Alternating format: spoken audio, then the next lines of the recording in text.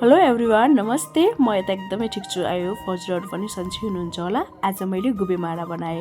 हजुरहरूकोमा के भन्छ? हाम्रोमा त गुबीमारा भन्छ। हजुरकोमा गुबीमारा भन्छ कि मासीमारा भन्छ या कुनै अरू नाम पनि छ यसको? कमेन्ट गरेर भन्नु होला है। मैले चाहिँ आज गुबीमारा बनाएँ। अगाडि त मैले के बनाउने भनेर सोचेको नि थिएन। ट्याक्क मम्मीको नि कल आयो अनि मम्मीले मलाई के बनायो छोरी भनेर सोद्धा मैले केही नि बनाएको छैन। हजुरले के बनाएर खानुभयो भन्दा मम्मीले आज हामीले गुबीमारा बनाएर खाएँ भन्नुभयो। मम्मीले गुबीमाराको नाम लिँदा मलाई नि कस्तो खान मन लाग्यो क्या, कस्तो खाने क्रेभिङ भयो गुबीमारा।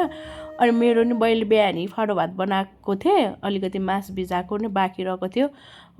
त्यसपछि मैले सोचेँ म नि गुबीमारा बनाउँछु भनेर, अनि म नि गुबीमारा बनाउनतिर लागिहालेँ।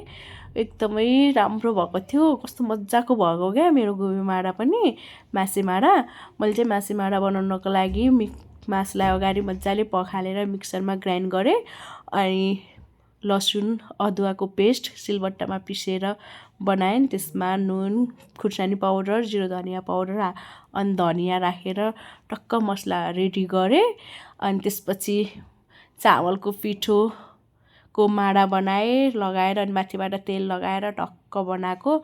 एकदमै टेस्टी भएको थियो, एकदम मिठो भएको थियो। अनि योसँग मैले टमाटरको अचार पनि बनाएको थिएँ, एकदमै टेस्टी भयो। हामीले त इन्जोय गर्यो गुबीमारा खाएर। आयो हजुरले पनि इन्जोय गर्नुभयो होला।